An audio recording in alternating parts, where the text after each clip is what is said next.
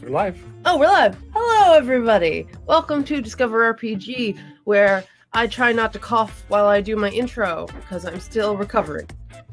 I am Angela, and I am a host who is trying to hear that my door just knocked right when we started. Of course. Of course. That's exactly what's supposed to happen. Do you need to go get that? Well, I do need to go get that. Would you like to continue put a little advertisement for our... are you using Sparko? Yep. Okay, good. Yeah, why don't you put an advertisement up and I'll entertain our guests. Okay, I'll be right back. There's Countless Heroes, our amazing West Marches style campaign where I DM for 16 people. And of course, the door knocks right when we need to do that. Well, I'm going to run through our list here, our wonderful little list here, while Angela takes care of that. So let me talk about our playful banter section, which is my personal favorite section, where I talk to myself and have wonderful playful banter. I say things like, "Hello, Logan, how are you?" And I go, "Oh, thank you, Logan, I'm very well. How are you?" And I go, "I'm very well, yes, thank you." And then that's it. So after that, we do Chicken of the Sea, which we're going to talk about why Logan hates water races, which I don't actually have a very good answer for. And then we're going to talk about I Work Alone, which is actually the exact opposite. We're going to talk about the new Unearthed Arcana Sidekicks option that WotC came out with. Challenge Time, which I don't remember what the challenge is this week, so I certainly hope I did it. I think it's bringing a property into a game. What movie or TV show would you want to make a game out of? Light Up the Forge, we're going to talk about World Anvil, our favorite world building software. Taming of the Brew, we're going to talk about an amazing little spell that we found. I'm a big fan of. The How You Doing section, which we're going to talk a little bit about persuasions, and you got it. What the hell is this? That's your box of Seas candy. And then lastly, we're going to talk about Crossing the Streams, which is this is so much chocolate, Logan. Yeah. Apparently one of our segments is going to be Angela opens a box of chocolate. I told her to get the 1 pound box. She got the 2, but I'm very excited because that means I get to see your first piece of Seas candy on stream. I'm gonna get rid of my cough drop and start drinking water to purge the honey clear the menthol palate so that it's good. And then, of course, the one problem with these candies, they don't put a list in their boxes of what the hell everything is. It'll be an adventure. Even on their standard mix, so it's a bit of an adventure. But if you have any, a literal Forrest Gump box of chocolates, because it's bullshit that you never know what you're gonna get because you just gotta read the goddamn label. Yeah. But I can absolutely guide you if there's things like there's little toffee chips. You can eyeball it. A little caramel. Oh, I know. I love Seas candy.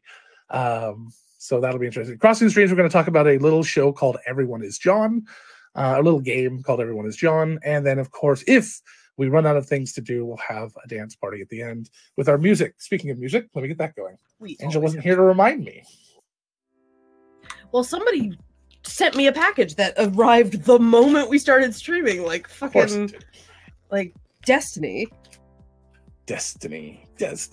No escaping that for me. This episode is not brought to you by Seas Candy. Yeah.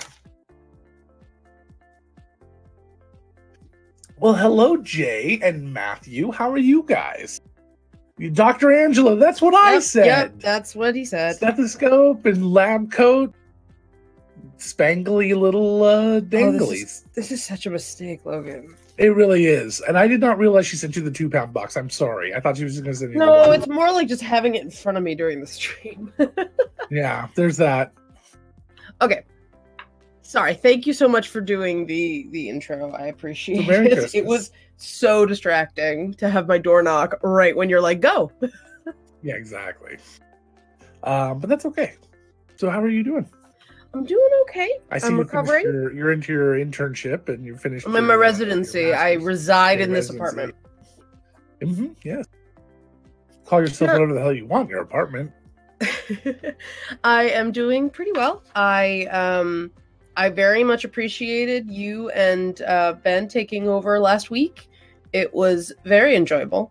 That only last week? That was last week. I've been sick for just a week. Well, you've been sick for about a week and a half because you started on Saturday. Yeah. Sunday, and then yeah. But yeah, I'm doing okay. I'm looking forward to a bunch of these segments. I'm prepared for most of them this week. I'm prepared for almost all of them. Almost. I'm sorry. The playful banter part of my brain just got completely hijacked by multiple variables this week. You know, we promised these people puppy cams, and neither one of us have delivered on that. I know. He was very curious what was in the box. I think he knew it was chocolate before I knew it was chocolate. Oh yeah. Oh, he totally did.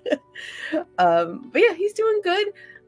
He was very sad today. I took him on a walk, and there's a very large black lab young lady who lives on a second-story balcony who jumps onto the balcony edge every time someone walks past when she's out there. And Whiskey has only met her once and was like, "You're moving too fast, lady. I can't be near you." Like, he got a little freaked out, but he was okay. And today we walked by the balcony in the middle of the morning, and he stopped and looked up at the balcony like a Romeo and Juliet situation, and she wasn't there. And it was the saddest thing. So, he was very affected. You threw me a little because I have never heard anyone refer to a dog as a young lady before. And I was like, am I in some sort of dog people universe? It's like, this young lady, the black lab, she's, I'm like, what? Wait, never ever heard that. We have a World Anvil raid going on. What is up, folks? Hi, World Anvil. Thank you, guys. Really appreciate that. So, Angela, you and I found out last night, have until later in life, had a big misconception that I thought we would share and embarrass the hell out of each other. Sure. I'm not embarrassed. It's a dumb word. But, I'm not either, because I got absolutely zero religious training when I was a kid. I was not in church. I didn't know anything about the church or about any official titles or anything like that. So there is a line in a song. Oh gosh, what song is it? It's is it Sleigh Bells? No, it's no.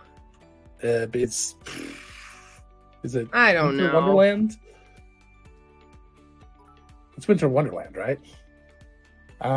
Winter Wonderland, yes. Yeah, it's Winter Wonderland. So the line says something like, you have it there in front of you?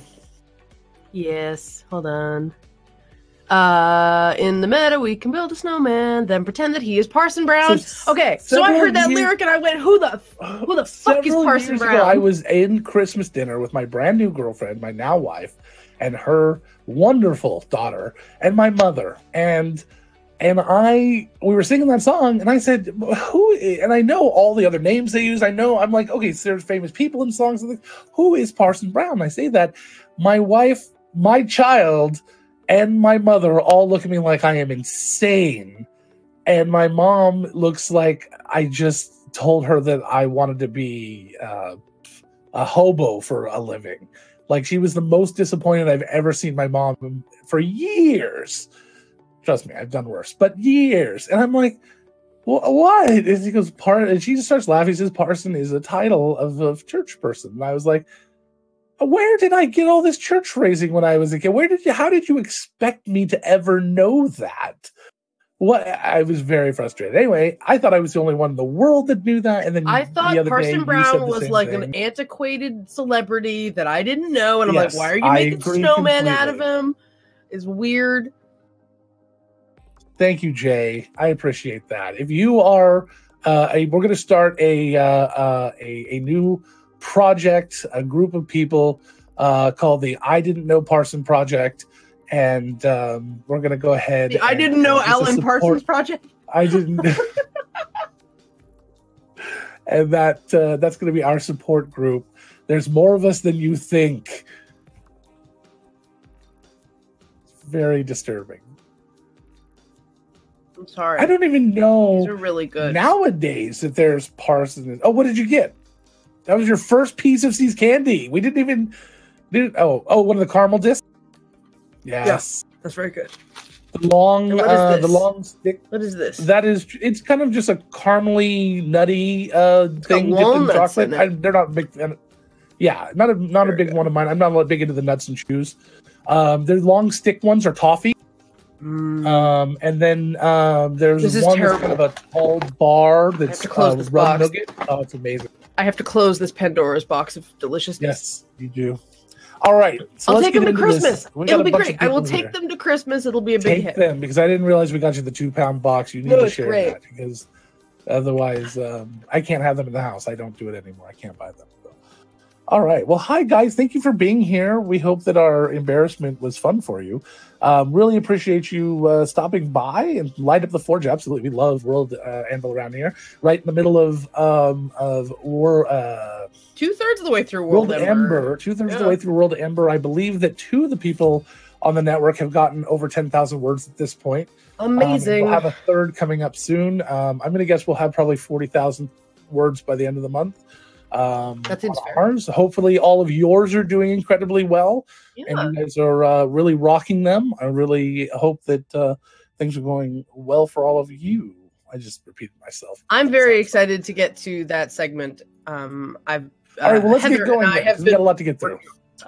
Yes, let's start with Chicken of the Sea. So this is something we've teased a couple of times now. We've never gotten to before, so we decided to start with it.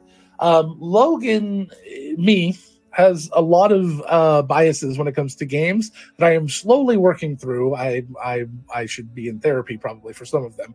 I didn't mean to make light of therapists. It's just I have some serious biases, but I am self-aware of them and I can make fun of them. And this is one of them. I don't like water races. I don't enjoy them being in games for the most part.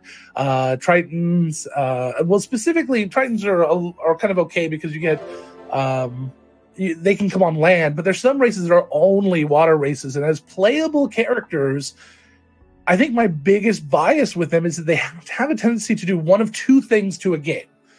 Either you spend too much time in the water and everybody else suffers because of it, or you don't spend any amount of time in the water and the water character feels like they've been screwed out of an opportunity. Doesn't ever seem to be the right balance of water time to land time that makes everybody happy. Except Countless Heroes has managed to find a nice little balance there. It's called a coastal town. Countless Heroes has done well. I've done coastal towns before, but the style of campaign we're doing right now seems to work pretty well with it. And I would say that this is my most successful venture into this concept. And might I take a moment to make a unsolicited plug for the fact that the publishing group Limitless Adventures is currently kickstarting a high seas adventure section for their 5e content, and I love Limitless Adventures. I managed to get their book of encounters that I have on my shelf. It has it sorts by biome or by CR level, and it has a fully fleshed out like skeleton for an encounter that you can have in your game. If you just need to look for something really quick that works, they're really well balanced. They're really fun. They have neat little like tweaks you can put in to mix up the environments. And they are now doing a high seas Kickstarter to try to do very cool things to do on the water, things to do in an ocean setting or such. And because I'm ridiculous, I'll put the link in chat because it's fun. But I think I understand the feeling that there's a limitation to locking into a high seas, just partly because I think there's maybe an expectation of what a fantasy adventure entails. Like, you go to the woods, you are in the middle of some like X, Y, and Z, and you might not necessarily. Here is my big experience with issues like with that type of campaign, with travel and boating and seafaring. People will make characters designed to do that. They'll go out and they're like, we're going to be pirates, et cetera, et cetera, et cetera. But the decisions they make in game and the people they end up pissing off do not go along with that concept. They end up doing things that get their ships taken away or get them, stranded somewhere, or they just decide that they're going to do the land adventure instead of the sea adventure. It's very strange, since I run a very open world, to see what they do. And I think sometimes they expect me to kind of railroad them into into doing it. Like, well, we're playing pirates, so you're going to railroad us. I'm not. You guys can stop being pirates and go go work a shop for all I care. I'll have fun either way because I can make it interesting. And, it's what you want to do. But then I've had people tell me, like, well, I thought we were going to do this type of campaign. I'm like, so did I. But yet you passed on every plot hook that talked about the water. So I think maybe it's a lot of personal experiences. Yeah, what I'm hearing is there's an expectation for water creatures for either you or the players to perform in a certain way when they decide to pick that, and maybe just being okay with them choosing a not optimal thing for the game you're going to run might just be also, all right. 3.5, the rules were very clear about how much of a hindrance underwater fighting was. Nobody seemed to want to use those rules. In the new system, you've got things like freedom of movement and water breathing, which can stop all of those issues. But it's very frustrating. Hey Tessa, you're in chat. Thank you for the chocolates. I hate them. No, I mean I love them. That's a problem. Yeah, she hates to love them. She loves to hate them. Putting them away. Avita hit 30K yesterday. Now, Avita, is that all stuff that you started writing only in December, or was that some stuff you had written you just hadn't put on World Anvil yet? Well, the spirit of it is to write fresh stuff. I mean, I understand that absolutely. Part of the reason why we're able to get so high is because we have an ongoing campaign. Our campaign summaries will, blow the numbers out of the water because we're writing. Summary, we do 5 a week. Yeah. Actually, I think they're almost 2,000%. Yeah, it's pretty intense. I don't know if they're still here. That's okay. Evita, if you're still there, pop your answer into the thing. And we'll go from there. I don't know how delayed we are right now because we've not too bad. Okay, it's not okay.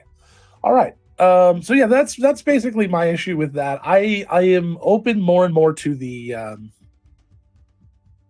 concept of it. I don't know that I would run an underwater campaign, but I'll go and watch Aquaman, and then I'll get back to you on that because that might make. Well, see, Aquaman will either inspire you to do something similar or inspire you to do something better.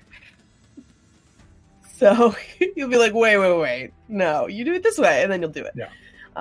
I'm looking forward to. Good point that underwater combat requires players to embrace a very specific weapon set. Matthew, sorry, or prioritize getting magic items that acclimate them to the submarine adventure. I think that's an excellent point. That for somebody like me who loves to just roll random magic items for the most part, although I do want them to make sense. So if it doesn't make sense, the bat dropping a suit of armor doesn't make sense, But maybe the bat ate a knight. I don't know. Yeah, maybe they are of the night. Maybe it's a giant bat that. Man, I don't normally get you that bad. I'm so happy right now. This relationship is over.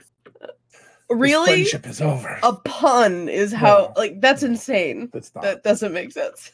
That's insane. Definitely with this. If anything, I should have earned friendship points for that. You did. But I just like to say that this friendship is over. Mm-hmm. That's a horrible thing to say. That's a horrible sentence. I like to say this friendship is over. I never mean it, but I like to say it. But yeah, it gets a reaction and is dramatic and funny. That's why I like another right? Another way to offset underwater is to have a character with expertise in athletics and then take a grappling feat and then just be who wants to punch this guy with disadvantage while I'm restraining him? We're just floating in the water. That's a good idea. Yeah, exactly. I'm actually excited and I'm waiting for an opportunity to use my grapple thing because it occurred to me, maybe I should have checked with Logan if this was going to be something that would matter at all. Because 9 times out of 10, things know to stay away from me physically. So I don't get a lot of grapple opportunities. I had a Warforged, in one game, a Warforged Behemoth. Is that what they're called? The big ones, the oversized ones. Take all of the grappling stuff and could roll like a 38 on grapples at level 12 or something. It was ridiculous. And with advantage, all the way, not advantage, but whatever they had at the time was plus bonus. It was, I think that's why I got the 38. But that is, I learned to not appreciate and not like that, and I learned that the bad guys who paid attention, the intelligent bad guys who studied their foes, made sure they all got rings of freedom of movement. Dungeon grappling expansion rules. That's something we should take a look at. Just the grappling feat for now, but is that something that came out in Xanathars? Did they expand the rules in Xanathars for that? Samurai? I'm not sure. I'll have to take a look. I don't know. I'm very excited. It also just occurred to me, this would have been metagaming, and I made the decision to not do this. If I had taken Warlock... Are you going to be are you talking about Warlocking? Damn it. I knew it. Getting Misty Step would be amazing. Being able to snag Misty Step would be so cool. But I don't think that's a Warlock ability. You can just take a feat and do it. I know, but I don't wanna. No, I meant the idea that you said if I had gone with the Warlock thing, I could have just taken the Magic Initiate feat, or instead of taking a level in Warlock. Yeah, but then that would have given you. The question becomes: I'm gonna have to think about that real hard, because that would be. We're getting to 20th level. You know that's going to happen in that game. Do you want the 20th level ability of the class you're in? That's what you got to think about. Yeah. Because in our previous campaign, in Tollus, we spend a long time at that level, or pretty close to it. And in this one, everyone's going to hit it. So because we're doing milestone leveling instead. I'll have to think about it. It's just we literally just had this question. Metagaming a little bit, but. No, I know. We literally just had this. I mean, there's an element of metagaming no matter what you do. Absolutely. You're building a character, playing a game. I mean, I get strength and con boosts. That's all. I get +4. Yeah. But there's no, it doesn't cap you. You can go up to what, 24 and 24. 24, yeah. Yeah. But anyway, we were literally asked to have magic items to that point that'll give you strength anyway. Yeah. We were asked a question in Countless Chronicles on Monday why we hadn't multi-classed yet, because the 3 people who were on who hadn't multi-classed, so we were being asked why we didn't, and mine were mostly like character reasons, where I was like, I am perfectly happy with my barbarian as she is right now. She's got a lot going for her outside of her class, so I'm really happy with her, and I don't feel the need to pull her in other directions. And I also haven't found a really easy, like really short of that Warlock situation, hadn't found a really good opportunity to build that into the character. Right. All right. Yeah, Matthew, if you were trying to post a link there, we have the linking thing turned off because we've had some problems. If you want to send it to me or Tessa or any of our other mods, DM us on DM us, and then Discord. we can post it for you. Oh, I think you did. We got real off track with Chicken of the Sea, but I think we've talked it out. Right. We've talked it out. I think it just depends, and it takes all kinds. There's no reason you're allowed to have biases against. I allowed the Triton to be one of the options for the game. I did not restrict anyone. If people want to play a land fish, that's some people don't have a choice. There's nothing wrong with playing a literal fish out of water. I mean. If you want to play Kevin Costner from Waterworld, that's okay. Oh, that was going to be my gift for the Twitter post for today. But I just found this puppy mermaid and I had to. Puppy mermaids are amazing. All right. Let's talk about I Work Alone. Yes, this is topical. Because our friendship is canceled and Logan will have to run the show by himself. Somehow we're going to do... No, but Wizards of the Coast, D&D just released a Unearthed Arcana playtest for a new mechanic called Sidekicks, which seems like, to Logan, it's an old mechanic being updated and brought into 5e.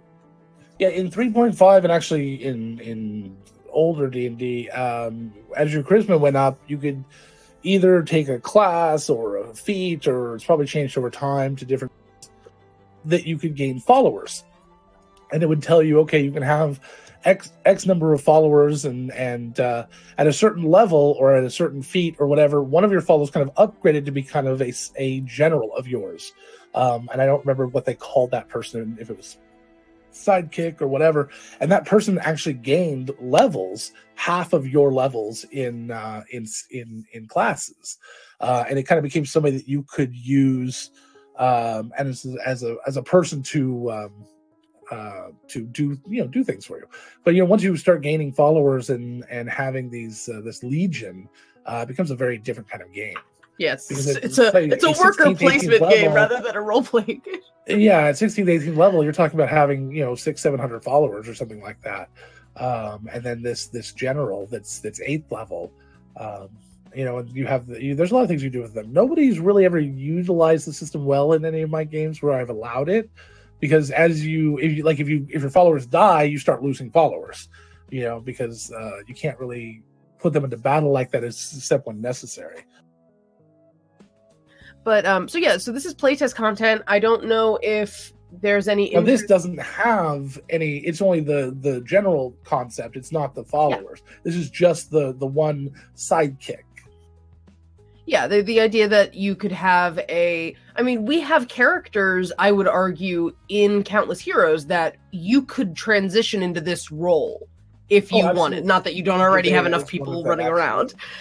But a character that maybe, this always sounds really self-serving, a character that maybe has a less complicated build, that wants to do a little bit more during combat or wants to do something a little more interesting, you could beef them up with a sidekick. That I think that these would work really well for smaller campaigns. It actually occurs to me that one really good example is that my husband Andy, who is on Countless Heroes, he ran a game for me and his brother, and it was just the two of us in the party. But instead of just playing a 2-person party, he let us play 2 PCs. So it was a very interesting roleplay experience that the two of us were interested enough in making characters that had personalities that we had these conversations between 4 characters, and the 2 of us were each playing 2 people. It actually played out pretty fun. But this sidekick mechanic might have also been a little simpler. We didn't have to, have a character booklet that's like, here's all of our character shit, because we had variety. Like, I was playing 2 martial classes and he was playing 2 spellcaster classes. So I probably had a slightly better time with it. But it would be really nice to have played 1 hero and 1 sidekick for that hero. It would have been a little more simplified, but you could have given a little variety to to the way that you were playing. So if you wanted to, it says in the UA or in the sidekicks document that you're picking from 3 basic classes. I believe it is expert, warrior, and caster, I think, are the 3. Yeah. But so the basic idea is that you're going to take a companion, be it a NPC or a creature, any creature from the monster manual that says can work. The 2 requirements are the challenge rating of the creature must be 1 or lower, and then the 2 of you must be friends. So there's only 2 requirements to kind of create a sidekick, and then this gives them skills, it gives them levels in a sidekick class that allows them to keep up and kind of advance with you as you adventure. Yeah, I think some of the level ups are neat. I assume that they are lower level in terms of damage output in general compared to a PC. Otherwise, let's see. But some of the things that they do as they level is their range for critical hits increases. So I think by the end, by like 14th level or so, they crit on an 18 or higher, which is pretty fun. Just to give them more of a chance to feel like they are contributing to combat. Honestly, I couldn't tell you. This looks like Warrior looks like a very just kind of a simplified version of Fighter. It's got the same proficiency level advancement, at least pretty close. You get bonus proficiencies in second wind at first level, danger sense, improved critical. The only thing in Warrior doesn't get to do is they don't get to pick the subclass. So Warrior looks like Fighter without a subclass. You get a few extra things here, or maybe it's kind of set. Indomitable, which is you can reroll saving throws. Reroll saving throw. Yeah, so it looks like it's kind of gives you more simplified versions of some of the abilities. It makes a minion that is more resilient. They can hit a little better. They can avoid being hurt a little better. So they're not just like a paper warrior sitting on the mat where it's like, nope, you get knocked out the moment you get like 10 hit points. I could be completely wrong. I seem to remember in one of the very, very first playtests of 5th edition that they had this concept of warrior, expert, and spellcaster as being the main way you would level. You only chose one of those three because those are the three main roles. If you break them down like that, I mean, obviously we consider that damage dealer and cleric usually are kind of separate, but they're both spellcasters usually. So the idea being then you would take a subclass and then you would take a subclass basically, and that would kind of give you a little extra abilities each time. But obviously it was abandoned pretty quickly because, well, Hasbro did have a little bit of input to everything and said that it needs to feel like D&D, and this feels a little bit less like what D&D was. You know, if you start eliminating the classes, then you know, like it's like with alignment. You know, but Hasbro said, well, you gotta.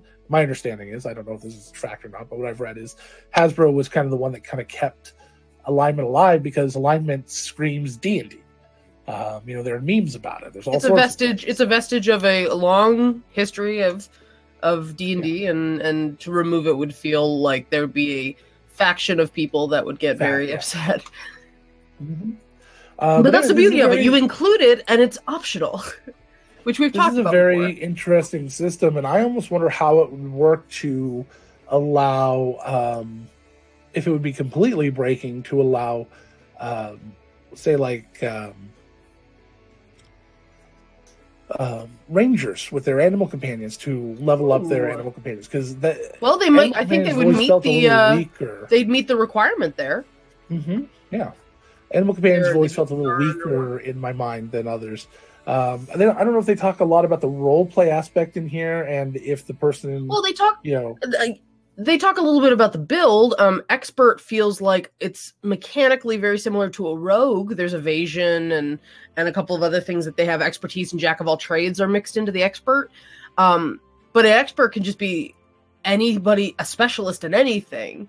You could just say that's their niche, is that they are that they are just like highly specialized in one particular thing. Yeah, absolutely. They talk about the idea that they can be, you know, a skill expert or a knowledge expert. You have like, basically you could have your little info dump person. It's like, this is your arcane expert. They just walk around and that is the means by which the DM gives you information that you might not normally have because, you know, you're a bunch of barbarians running around. That would actually be pretty funny to play an expedition where you have a sidekick who is the person who has all of the arcane or historical knowledge, and y'all are just a bunch of like sword and board barbarian dudes that are just like, right, yeah, we're just supposed to bring you like from A to B, and you tell us what we need to know about this stuff, but we're really here to kill stuff so that you don't die. Yeah. The helpful Matthew talking about the help action as a bonus action for the expert, which is really incredible, but it's funny that shows up here because that was on that class that we the communist class that we were looking at a few weeks ago, was this idea that doing the help action as a bonus action, and it was a very high level ability there, whereas here helpful is just given right off the bat. It looks like it doesn't have a level that you get it. It's just it doesn't look like the expert gets extra attack. I was gonna say it doesn't seem like the expert it's not as beefy as the warrior is in terms of its abilities. But you don't get sneak attack, you don't get you get more assistance stuff, which I really like. So I mean, it's like expert's like having a really, really good torchbearer, maybe a wannabe thiefy rogue as opposed to a stabby rogue. You know, I like that a lot. I would love to see more options for things like this. This is a really neat thing. But that help action as a bonus action is incredible. So that means you can do 2 help actions in a turn. Spellcasters, working class paladin. That was it. Oh, okay. Spellcaster's interesting too. They have a couple of things that are neat. They get a couple of mishmash stuff from some of the other spellcasting classes, being able to add their spellcasting ability modifier to damage, being able to add the ability Or so it's adding your spellcasting ability modifier to the damage of cantrips, and then later to leveled spells.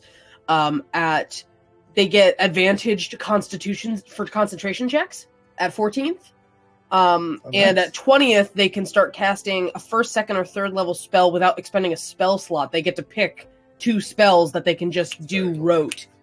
Yes, that's a weaker version of the wizard ability. Absolutely, it's really honestly. Good.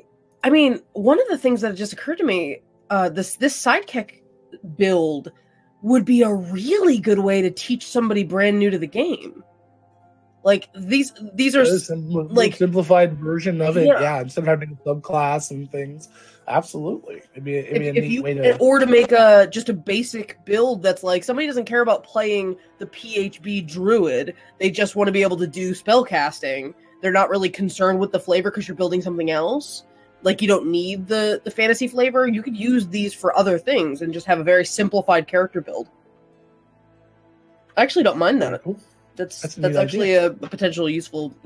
I mean, I love the PHB. I love building classes and stuff like that. But for somebody who's not, like, you're not trying to sell them on D&D. You're trying to sell them on playing a game with you.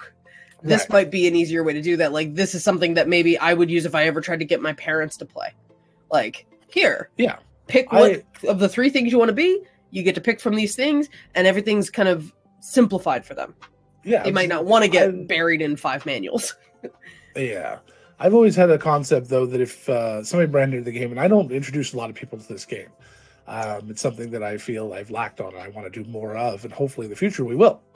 But one of the things that I was have always thought I would do is I would play D&D. I'd play a fantasy setting, but there would be we wouldn't use character sheets. We would do an introduction to role playing first. Oh yeah.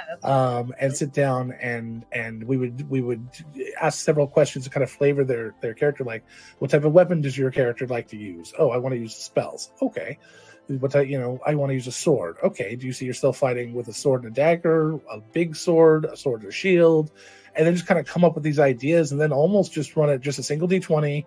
And then maybe whatever damage die they have, and then that's it. We just run the entire campaign. You need to talk to Andy. He built a one-shot for 2 of our friends that didn't play D&D before and basically turned it into almost like an adult version of Narnia, where we were all living in a summer house. We were all in a summer house, and we had sort of our job. We had basic backstory, but we didn't have any stats or anything. And then we walked into this room.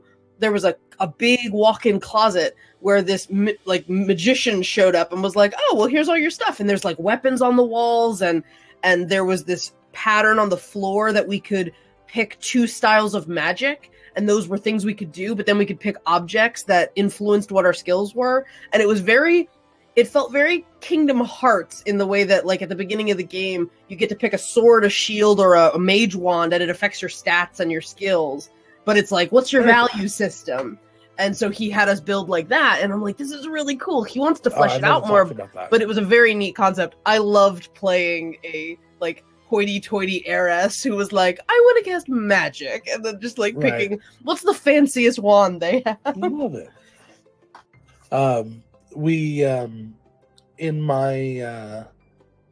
Both these concepts are completely stolen. I did not create them. And when I would introduce people to White Wolf, I had a setting because I wanted to teach them the system. The system in White Wolf is extremely simple. I could teach anybody. I challenged one of my buddies, never heard of it, or played a lot of D&D. I said, I could teach, he was trying to teach me D&D Advanced. And I said, I could teach anybody White Wolf in less than 3 minutes. And he says, bullcrap. And I did. I sat down and I had a character sheet. I pulled it out and I showed him. And in 3 minutes, he understood pretty much the entire concept of how to roll dice and what you would roll. And he could easily build a character other than learning, like if he was a special type of person, like a vampire or whatever, learning the special abilities of the vampire he could do. Anyway, but I run a game called Baptism by Fur, which you are vampires in a safe house out in the woods, and you're attacked by werewolves. And it's always the same setup. It's a very little small cabin, and I would run it over and over and over again, and I would change a little, tweak it, and make it really interesting. But it had several aspects that taught you a lot of the different things you can do in the game, not roleplay wise, but specifically campaign wise. I have something similar for D&D that I've run a couple of times which is a concept that's existed a long time ago. The idea of a one-room dungeon. You walk into a room and there's an orc eating a meat pie, and you want that meat pie. So the question is, how do you go about getting it? The orc's back is to you. He's sitting there and he's eating this meat pie, and you're just really hungry and you want the meat pie. It's a one-person, one-room game that allows you infinite options. I've had people leave the house, go around the other side, and try to sneak in the window. I've had people climb along the ceiling and drop down and try to kill him. I've had people try to talk their way into it. I've had people that have befriended it and shared it. I've had people that have bought it. It gives a lot of different options out there, and I've run it probably a handful of times. You should run that as almost like a D&D personality test when you that's a neat idea. But it can easily be done with no real stats and just a D20. Yeah. To introduce people into the concept of what they can do and to show them this is, people who play video games understand, okay, I have maybe 10 different things I can do. But I've always been frustrated in the games. Like, I play Rust right now, and you can get C4, but I can't walk up to a building and just blow it open. I can only blow open player buildings. I'm like, no, I should be able to blow any wall in this game up. I've got 20 pieces of C4. It shouldn't matter where it is, but because the inside of the buildings aren't rendered or anything, obviously they don't want you to get in there. They're just the outside. So that's always been my issue with video games. I want to do what I want to do, and to show people they have those options in role-playing games is amazing. Anyway, that's a whole different discussion. So Sidekicks looks like an interesting system. I'm not sure that with how big this campaign is, I'm going to introduce it in this one, but it's definitely something I want to play in a smaller group, maybe 3 to 4 people, and allow a couple or all of them to have a sidekick. And you're playing 2 characters at that point, but flavor-wise, it would be played by the DM, whereas you run them during combat. But also, you kind of, I might even be considering letting people run both all the time. It'd be kind of an interesting way to go about role playing. I would definitely probably do that with 3 people, because then you have 6 total characters. It'd be fun to try out. Yeah. All right. Well, that's I'm very intrigued by that, and I'm gonna pocket that for later. I think that's that one. I think it's a neat mechanic. I hope and mechanics wise, I think it looks like there might be a few issues in here, just because I think certain things. There always is with playtest material. I don't think anything's like seriously game breaking, but I see a few things I'm like, well, this seems kind of weak, or that seems really strong. So I think in general it's going to need some tweaking, but I hope that the system makes it into a future book. It's a really neat system. Agreed. We don't have a rating system for our reviews and homebrew stuff, but it looks promising. 16 out of 20. Arbitrary. Let's just pick a different max every time. No, I'm thinking it's a D20. Fair. We roll for it. We roll for a rating and then have to justify the rating, even if somebody hits it out of the park, it's a nat 20. Like, I think Working Class Paladin. I had one small issue with Working Class Paladin. It would have easily been a 19. Yeah. All right, so challenge time. So, are you Mr. Miyagi now? I mean, Dr. Miyagi. Yes, Jay. I like Monster Factory rules, where they just make up the rating. All right, so the challenge that I set forth 2 weeks ago was a TV show or a movie that you would like to run as either a campaign or a one-shot. It can be in 5e, or it could be you'd want to make a different system based on what kind of thing it is.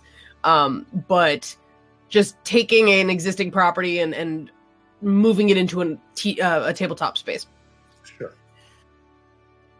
Do you want to go first, or should I go first? I have a thing I've been working on. This go ahead. With how I think about this, because there have been a lot of properties that have been turned into role-playing games. Firefly, Buffy, all of Whedon's properties. I'm sure there's been more. My issue is when those games, a lot of times, and this is fine for people who enjoy this, for me, I do not want to play Xander. I don't want to play Giles. I don't want to. Those characters exist. I have nowhere to go with them. I have, for people who aren't into making their own characters, and they're just like, I understand the character enough that I want to be that character, great, go for it. But I like to make my own characters. I like to build my own things. I want my own decisions to be my own. I don't want to go, well, Giles would never do that, or Buffy would never do that. That's not something I want to play. And most of those games like that are that way. They're not let's play in the world. They're let's play those characters. For me, I'm going to consider more about the world and the genre and the feel. The setting, maybe not the setting more than that. But go ahead, you go first. I do have several answers. One in particular, which I think is kind of surprising. So go ahead. Okay. So one that I am slowly building that I will eventually have as a 1 or 2 shot is Mad Max Fury Road. I really, really love that movie. It's a nice railroady kind of thing, except there is a branching point at the end that, or like in the midpoint, that could completely change the process. I'm not necessarily going to play the actual game completely the way the movie does. I actually intended, my original plan was to turn it into a sort of fantasy version of Mad Max Fury Road, because I had all of the wives, I had assigned a class to them. I was thinking this was going to be a little more pre-built so that they could jump on the fly. The story is very simple, so it's easy to get people invested right away. The characters are either archetypes or they're strong extremely blank slates. Strong motivations in it. I mean, it's easy to use survival and agency. Yeah. And going into it, it's okay because you're like, okay, I have to do pretty much whatever is possible, necessary to do that. So I got inspired a little bit after watching or after listening to the Adventure Zone Pedals to the Metal arc, which has an extended car chase mechanic that Griffin uses. And I was like, oh, well, I'm going to steal that. And so most of the combat in at least the first section of the story would be you are on the big rig and you are trying to... my idea was basically to change the story to be not about Furiosa and Max, but about the wives. Like, Furiosa and Max were both going to be NPCs that I ran that would either get removed from the story early on, or they're just going to be sort of sidekicky backup in case something happened. But all the players would play the wives, and at the beginning they'd get the opportunity to choose something from the evil wizard or whatever the guy. The like I said, I was going to fantasy it up, and so as they're leaving the place where they're all being held captive, they're going to get options to specialize their characters. There will be magic items that they can grab. Very cool. Somebody who's more of a mechanic, I have them as an artificer. I have the pregnant woman's going to be a cleric who has a really high AC but a really low dex because she's like 8 months pregnant. Right. And so this idea, because the idea of giving her a sentinel shield or giving her something that would help protect other people, because of just in the movie, throwing yourself in front of people, knowing that no one will touch you because you represent like the heir to this evil despot's empire. So no one's gonna like hurt you. And stuff like that. So I was playing around. I have a bunch of little like adventures that they could go on if they decided not to go back to the kingdom or whatever. But I really liked this idea. I've built out the wives into a lot of different classes. I really like the idea of making Max into an Oathbreaker paladin.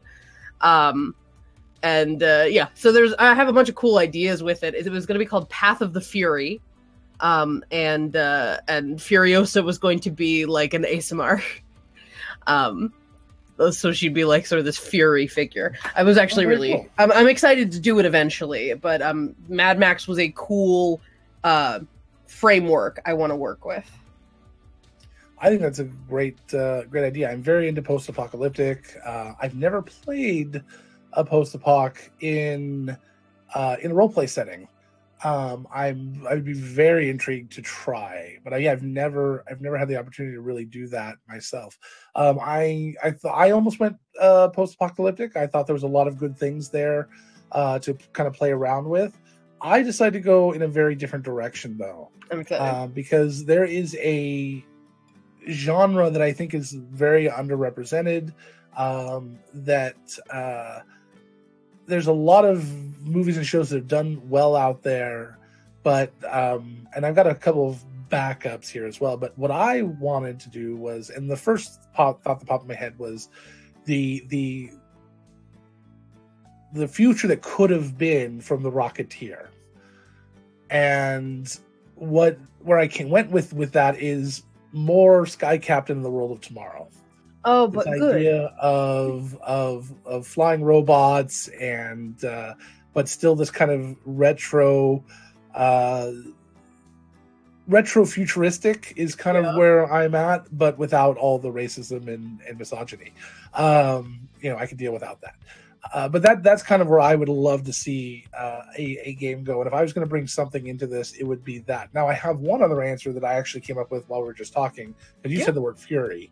And that's the Chronicles of Riddick. I've been obsessed with the Chronicles of Riddick for a very long time. And the amount of work that went into building a world, and if you've ever watched Pitch Black, the Chronicles of Riddick, and whatever the third one was, I can't remember the name of, that series has such a amazing story that actually feels full. It feels like it's all there. The initial one, of course, is very simple. There's not a lot to it, but then the Chronicles of Riddick, you go into that, and all of a sudden there's this entire other world. And sure, there's plot holes, sure, there's issues, whatever. It's an amazing story. It's got some great adventure. It's got some bad acting. But in the end, it felt like a full world. It felt like all the pieces were there and you can kind of connect with it. As a matter of fact, Chronicles of Riddick is the reason why I started playing, if you were familiar with Warhammer 40K, I started playing the Necrons, which are not quite human. They're undead cyber. They're cyber undead. They're living metal and this idea of being able to live a long time and come back and things. And I just love this concept of it and the flavor. But and of course this it wasn't like coming back alive. It was kind of usurping races and people and making them like your race and making them your slaves. And this whole concept of that and standing against something like that is just incredible in my mind. Mm-hmm. The only other one I would love to explore, only because I just saw the second movie, would be Independence Day. Independence Day. I haven't seen the second Independence Day. Even with the first one, I think that there's a lot of very unique, rich alien technology and things there that you could play with a lot. This idea that, and these are all movies. I have a couple of books too, but these are all movies that I really love. The concept of this idea that aliens were here and they left the technology behind. Now we're in a world where we have this advanced technology because of it. And then all of a sudden the aliens are coming back and you're like, oh, holy shit, but that's them. The one post-apocalyptic style, I'm sorry to have like four answers. No, I don't have one really well fleshed out. It's almost like this is a discussion show. I have two fun ones. One that I would love to do is Starship Troopers. The books, not the movie, although I love the movie series, I really do. But the books have power armor, and I love that concept. But the other one is a book series by David Gerald called The War Against the Ch'Tor, Ch'Ttorr. And it is my absolute favorite book series. Don't start reading it, because there's only 4 books out of 7, and it has been 20 years, and the fifth one has not come out. So don't start reading it unless you are okay with something ending abruptly and maybe never finishing. But it is one of my favorite book series. It's about aliens that very slowly come here, and there's starts off with like what they call cotton candy storms. It's storms of little tiny pink sugary particles, and eventually find out that there are little bugs eating them. And then eventually find out there's larger animals eating the little bugs. And then they end up finding these gigantic worm creatures, very much like Dune, running around our planet with brain sacs and long arms that literally just pick people up and shred them to nothing, like they're being fed through a plastic shredder. And then, so they come up with the idea that, and this is all spoilery, I'm sorry, but they come up with this idea that the planet may be being Ch'Tor formed. They're being taken over, so they're making their environment, and these are the shock troops. And this idea that you're being invaded so slowly, years that were going by, And it starts with a plague and this disease and stuff. And there's a lot of other things and some more spoilers in later books I won't get to. But it also explores homosexuality. It was my first exploration of homosexuality in a character, and the concept of what the world would be like, and conditioning, mental conditioning, just all of these different things, really incredible things. Also, it's where I got my love of limericks from. So, speaking of books, half my things that I've experienced are from Andy running games. Andy's run way more games than I have. But he ran a sci-fi game for us in college based on a James Allen Gardner book series called The League of Humans. League of Peoples. And based off the first book, which is called Expendable. And the premise is that, like, the human... I don't think the movie adaptation did it justice. No. But the premise is that the human... let's call them the Federation. It's not really what they're called. Sure. But the Federation decides that people get really upset with the concept of space exploration because of, like, the high mortality risk of going out and exploring places that are very dangerous. They also discovered, statistically speaking, that people got less upset when people who died were harder to identify with. So people with birth defects and people who didn't look quite normal.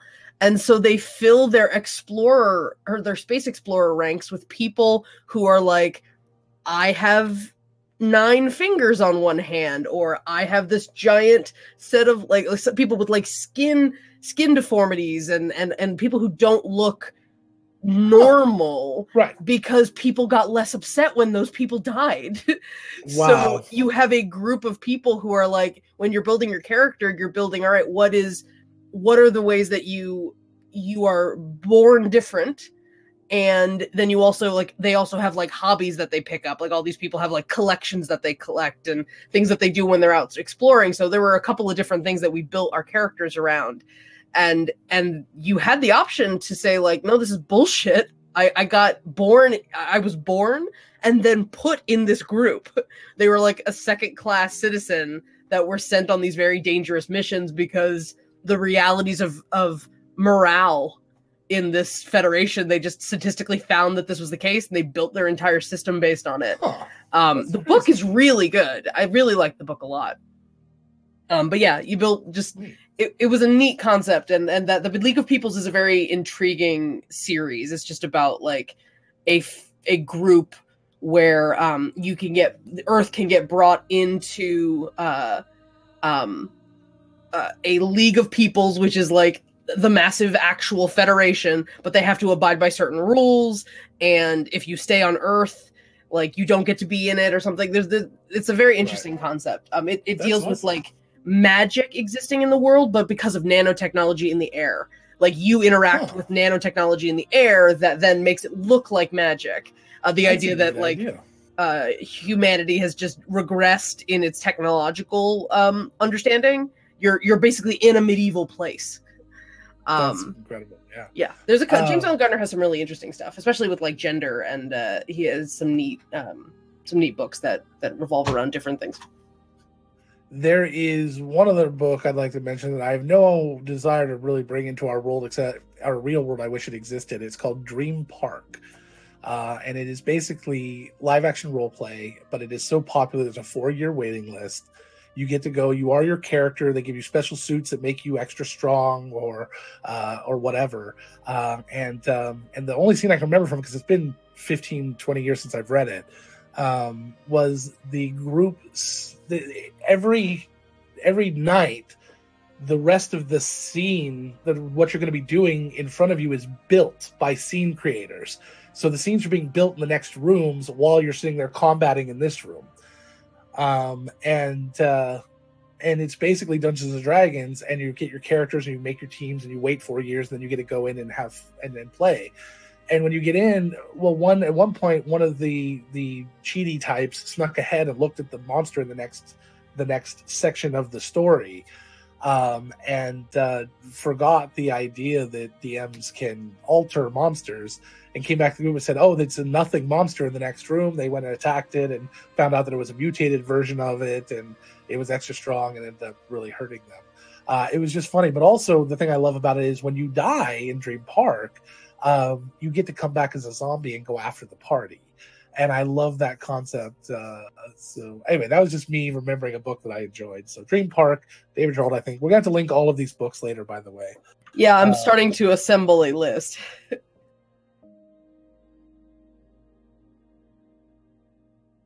Well, I'm glad that this turned into a different conversation a little bit. I'm a tremendously big. Oh, there is another book that I thought would be a fun one shot, but it's so spoilery I can't talk about it. I will name the book. Oh, God damn it, I don't remember. Then don't worry about it. Yeah, it's interesting how it plays with sci-fi and fantasy though in the same story. I someday will run it. I was thinking about one like that. Glory Road is a good one. Mm-hmm. That has a little bit of sci-fi and a little fantasy. All right, let's move on to one of our favorite segments, Light Up the Forge. Angela, what are we talking about this today? We've been very busy this week on World Anvil, which is fabulous. Heather and I have been anyway. One of the things we started doing was we enjoy how the plot articles work. And we decided to start putting our session summaries into World Anvil. So you can start following along with what happens in our 5 days a week campaign. Right. And I'll put a link. We're not quite done. We're not 100% done. I'm still working on formatting and things, but what we'll be doing is maybe the week after a week's worth of episodes play, we're going to try to convert our scribe notes into more prose.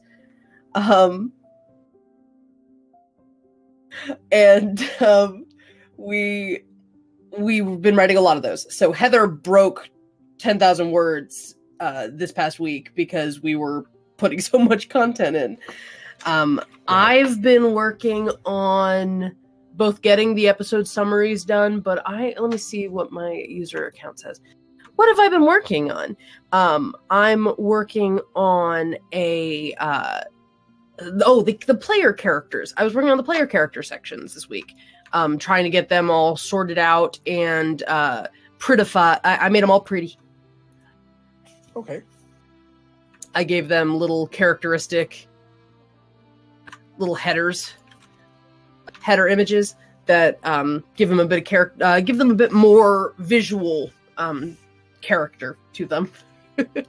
And we're filling them out slowly with our characters' basic info and maybe a little bit of a blurb at the top that gives them a more description so that you can get an initial vibe for the character, how they fit into the world, how they relate to their party, that sort of thing. Right. And I've been adding excerpts to each of the articles. There's an excerpt section in the character articles that when you then tag them in other articles using the @ symbol, when somebody hovers over that link that would take them to the character article, that initial hover motion, though, will show a little like a tooltip. Mm-hmm. So I have hovering over these people. You can see, because Jay's in chat, if you see Jay's character Oshin tagged in an article and you hover over it, it'll say that Oshin is a Furbolg barbarian. So you know pretty quickly, you at least get a snapshot of who that character is. So I'm going to try to do that with all of them. So at least there's a bit of a hover. When you go to the episode summaries, you'll be able to hover over the party. Oh, it's Oshin on screen. You'll be able to hover over the names and see some more information. Jay has done a wonderful job filling out his character sheet. He's got editing rights on that one. So he's been adding a bunch of stuff, and we have his major relationships filled out, and I'm very happy. This is a good example of what one of our character sheets will look like as we're going. trying to think what else I've been doing. I need to talk to Logan about holidays and festivals. We're getting close to our Christmas facsimile, our fire festival, in our winter fire festival, and we'll be filling that out, I think, as we go, with traditions and things that get brought up on what we're going to be doing those times a year. We've got GB up right now. Andy did a beautiful job filling out GB's sheet, including some in-character commentary, which I very much enjoyed. And we have some links to other Logan. I don't think Ivy has much written on hers yet, but we do have like NPC articles that we've been putting into for related characters. I'm really liking the way that I've found a format for the character sheets. I've been really enjoying how those are turning out from a formatting perspective. But yeah, we've been doing a lot of stuff, filling a lot of stuff in. So Ivy's got a very simple one right now, but pulling in her relationship with GB, we'll be filling her out a little bit more. That's something that I'm going to be tapping Logan for, is to help us write little blurbs about some of the major NPCs that we have all the time. Airshell I'm working on at the moment. So I've got a couple of in progress articles, but I'll be filling those out. Christmas holiday break stuff. Filling out what I've got written out already as notes. But yeah, I think we're doing really well. I'm enjoying the heck out of things that are being put up right now. So I think we're getting there. This is going to be a constant work in progress, but I am very much enjoying. Logan, how cool is that header image for the Beer Forge? Very good. I'm so proud of that one. I found it and I was like, oh, it kind of looks like magic. And then I looked at the Beer Forge and I went, I'm an idiot. This is Beer Forge. This has to be that picture. But yeah, I need your help with the menu items. I don't know what some of them taste like. We will go through that. I don't know what some of them taste like. We build that with our people. Yeah, so we'll fill those out as we go. I put a link. One of our episode journals. Yeah, I put a link in the chat, but we'll put a link in the description for the video too on YouTube. So we've got. Yeah, go ahead. We're actually moving all of our adventure journals over to World Anvil because it's such a much better layout than we can do on our website. Mm-hmm. We could do something similar to this, but it just wouldn't be as nice and as easy to set up. So we're going to be moving. There'll still be links from there to the World Anvil, but everything's moving over to the World Anvil. And we're going to be using it exclusively for all of the content for our game. Eventually, we will be also adding in exclusive content for subscribers that will be accessible only on the World Anvil. That might include like secrets that are in game, maybe behind the scenes stuff. Secrets, sure. Access to statistics and systems that we use behind the scenes. Maybe some of the world building that we don't want publicly released yet. That kind of stuff. Mm-hmm. Full disclosure with the episode articles, those are actually generic articles, not plot articles. Or no, they are plot articles, but I was not using any of the fill-in sections because we had already established our format for the episode summaries. So I have all of that stuff coded in the freeform box at the top of the article backend. Instead of filling out the hooks and locations and all of that stuff, I was just putting those into the main box. And then the sidebar with all the episode summaries, I put in custom in the sidebar area in the back end. So it's pretty much just plugging our own content in and organizing it how we specifically wanted it. But regardless, the format looks really clean and it's very easy to see some of the... I wanted it possible to see some of the key points of every episode. So when the episode actually aired in real time, who the party was made up of, the NPCs that appeared and the locations that appeared, because then someone could, in the top fold of the page, once they click in, they can see the basic important components of that episode, so that they can, find who they're looking for if they're looking for a particular episode. So yeah. the color is off on the map here. The blues are turning green. Happens in some thumbnails, but I've never seen it happen in the full image. So we'll work on getting that fixed. I don't know if that's an us issue or a World End issue, but yeah. And the map, I'm hoping to be finishing because there's a lot of things wrong with the map. But what I love about this is, the ability to pin and stuff is just very incredible. It's a system that I had hoped to find. I'd looked for a long time, and it was one of the huge things that really sold me on World Anvil. But the map is going to be being redone. I'm getting a new program, hopefully today, possibly. That's going to be working on allowing us to do the overworld and the mapping system. The same company I showed you the other day that does the overland. It's going to. Are you going to be redoing the city map in that way, or just? They have a special city map version, yes, which helps you put buildings down and things. What I'm going to do is probably start at sections and be like, I'm going to do Barrel Run today, and then we'll do Barrel Run, and then I can plug that into a larger map and work on just building it up from there. So I'll just use the framework of this, and then I'll start building out the individual districts slowly. Okay.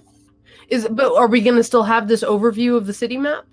This one will be here until I finish the new one. This is a rough version. Like I said, there's still a lot wrong with this one, but this is a rough version, and then we'll get something a little nicer later. Hopefully to have that done by February, March. Cool. But we'll see with what time I've got. Sure. It would be useful to have the overlay of the districts, at least for this version, even if it's just a rough idea. Yes, I agree. Absolutely need to get that done. Because what we can do then is we can let we can let the players run a little wild here if they need to plug in where their house is, or like based on where the districts are located. Can any editor edit this and add pins? I don't remember. I think Tessa has. I have. I didn't do all of these, so yeah, I have. Andy might have added one, but I added a few. Okay, so so editors can add them. Perfect. Yeah, excellent. I don't know what this one is. Why did this get a symbol? Oh, Tess, that's Tess. She's like, I found out how to do symbol. I'm really. That's awesome. And then you can click into the article. It's really nice. Nice. Yeah, that's why I'd like to get the districts at least blocked out a little bit, because then people have a better idea. Andy's like, I still don't know where things are because I don't know where the districts are. Well, that's the other thing is because. And I've gone over that several times. He just needs a visual. He just wants a visual reference. He hasn't played that much. It's on our Discord. They're all numbered on our Discord as a list. So I want to put it here. Yeah, I know it needs to be here. But the districts are being redrawn because of the new government. So I'll be putting those on here anyway. But I can get that done today. I will work on that today. Okay. So obviously we're doing a lot of stuff in World Anvil right now, but it's super nifty, and I'm looking forward to continuing to work on it. How many words do I get if I add maps to the thing? Does that count? None. There are rules for what gets counted. It should be like a letter per pixel. I could be like a million words. I mean, trust me, I would have loved for timelines to have counted in World Ember. I would have been working the crap out of the timelines this month, but because it doesn't count, I decided to focus more on articles. Yeah, that's good. That's all right. We'll get them all done. I can't wait. Yeah, well, I thought you could just plug articles into the timeline. You can link articles on the timeline, but they don't count as word counts. Like, I want to put a little blurb for an event and then link to the relevant article. Got it. All right. Well, I think we've lit up the forge a lot. So we'll go ahead and all the light up the forge. Hold on. What did I light it? Light it up. No? Yes, it was very fun. I very much enjoyed that. Thank you again to World Anvil for sponsoring Countless Heroes and the Nerdsmith Network overall. We really appreciate that. And speaking of that, it's probably a good time to do a little plug to the Nerdsmith Network. We are proud members of nerdsmith.org. And if you would like to support us, you can go over there to nerdsmith.org/donate. And you can sign up to be a minion or a sidekick or a champion. Or very soon, we'll have a new tier, Superstar, which will have a few extra perks to it. And you can go over there and do all that and, come and join us and have fun and support us and support this this talk that we do. Anyway, or if nothing else, if you can't afford to or don't want to, that's okay too. If you enjoy this show, please share it. Post on your social media. Tell your friends about it.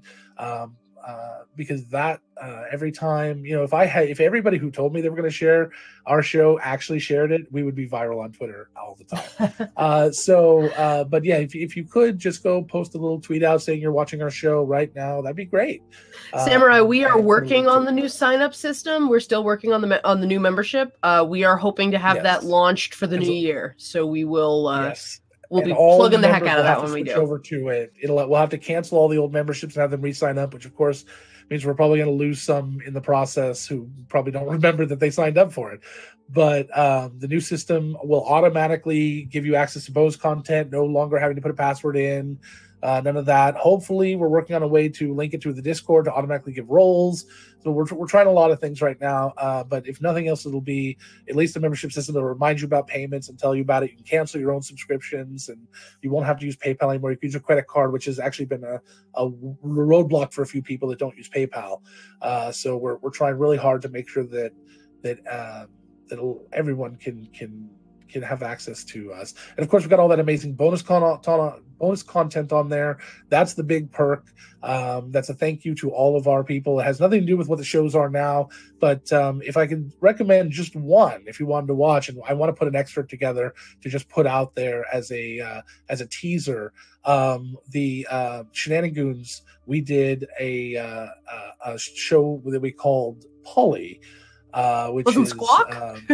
Squawk, which is we were playing Og the Caveman role-playing game, except we were parrots, and it wasn't just us playing, it was our characters playing from that game, playing this game, and one of them, my character, Goblin, they had met in the Underdark, had never seen a parrot before. So it was a very interesting, fun thing. And we're going to put an excerpt together because I really want to put a little I teaser. have the picture somewhere of what 2 minutes. What Pugnuts and a parrot look like. We need that drawn. Too many appendages. Too many appendages. Yeah, and we need to. We definitely need to put an excerpt together for that game because I think that's going to be a good draw for people that want to hear that. At least get us a month of subscribers, and we appreciate that. We do prefer subscriptions over one-time donations because then artists like us and others can know exactly what their income is going to be every month and get an idea of budgeting and make sure they know that they're going to have a job the next month, because the people on the Nerdsmith Network are all people who want to do this professionally. We want to do this long-term, and we would love to do it full-time. And that is the goal. So if you want to help us do that, just pop on over there. It'd be great. You can also subscribe to this channel. Of course, Twitch takes a big chunk of that, but we do appreciate all of that. And then, of course, bits, but also advertising. You can go out there and push us and tell your friends about us. Tell them you enjoy the conversations here. Tell them why. Maybe show them clips, and we'll be very thankful. Very soon, also, we'll have we've just signed up a new sponsor. We can't talk about them yet, but we signed up a new sponsor, and specifically, they will be working closely with this show to release some extra content that we were planning on releasing. Or the content, or the content we were going to do. Well, it's the content we're going to do, but also then some, and we're going to be working with them very closely on that. So we're very, very excited for that. That'll be coming in the new year. We have to wait till we receive a little bit of stuff from them, but it is locked in. It's a done deal at this point. We're just needing to get to that point. So anyway, thank you guys for that. I thought we were ready to the show, but we're not. We got more to do. Let's go. What's next? Taming of the Brew. Taming of the Brew. What are I'm so excited for this. Logan was so jazzed about this particular spell, and I'm very pleased that he was jazzed about it. I don't know, or actually I can just put the screenshot, but we should link where it's from. Yes, we should link where it's from. It is from a PDF, and I tried contacting the owner. I couldn't get the creator. I couldn't get a hold of them from 2015, right? I don't remember, a couple years ago. I think it's been updated, and it doesn't appear that it exists anywhere but on Reddit. So I think it's just something somebody made for this. It is called something chaos. It is something druidic chaos. It is viney chaos. It is sprouting. It is sprouting chaos. Chaos. and it is a bunch of. I didn't even read the whole thing. I just saw this one spell and I got really excited about it because of the cinematics to it. But imagine a large ravine that you need to cross. Maybe something where a couple of characters have died, falling into pits, or maybe they jumped across, taking a rope and got attacked by a roper and eaten. Something like that, or maybe your paladin jumped over on their bear and Misty stepped across and took the only light source with them. So you're standing across this ravine. You need to get across. The druid steps up and raises up their staff, and vines and roots start sprouting from the ground itself, surrounding them, and start to stretch across the ravine, connecting the other side and making this beautiful bridge of branches and vines. And you can just walk across. And that to me was such an interesting concept. And those examples may have seemed very specific because they've literally just happened in our game. It would have been a great opportunity for said druid to be able to do that. And the spell is called Bridge of Branches. Bridge of Branches, which is a first level conjuration ritual spell. So you can cast it's actually not that bad. I cracked a joke when I first heard this that it looked like this is what people always try to pull when they have druidcraft. Like, I want to do this with my druidcraft cantrip. Yeah, it's you do it one daisy at a time, and you carry take daisy, you take daisies and you put little daisies together and link them together, and you put them, they string it across. You do that 1,000 times, and you're fine. I sent you a bunch of pictures months ago that were literal bridges that had been created with vines and trees, and that's exactly what this is. So Bridge of Branches is the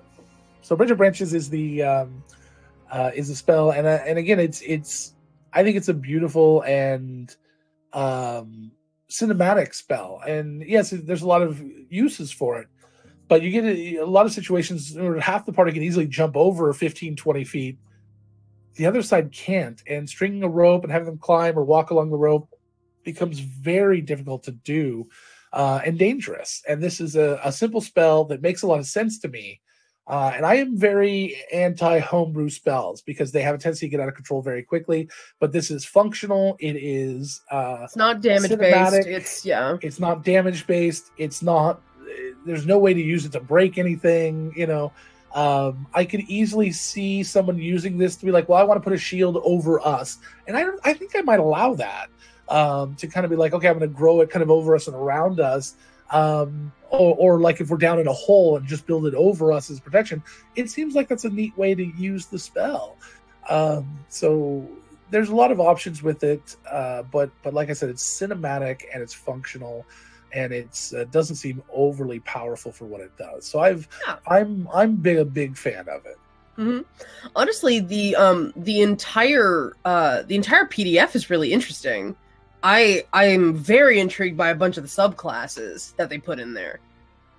So the whole. Definitely. I want to get a hold of the author, and hopefully we can get permission to use these. And we don't necessarily need permission because we're doing a review, but we do like to get it if possible. So we've tried reaching out a couple times. We'll see. So there's just nature variants of all of the classes, and there's just some really neat ones. I'm really so like intrigued. If you wanted to do that all druid party, but not all druids, you could do that. You could have it you want to go stereotype. You want to do an elven tribe that's traveling around. They don't all have to be druids, but they can all be nature-based classes. You want to play wood elves. You want to play a bunch of wood elves. But depending on how you're feeling, Logan, like that sort of stuff makes a lot of sense for... We always bring it back to Countless Heroes, but a lot of those classes make sense for people that live down in the village underneath the waterfall. Like those sort of variations. The bard's really neat. Just understanding the stories of nature and that's how your bardic expertise comes into play, is just understanding the stories of the forest.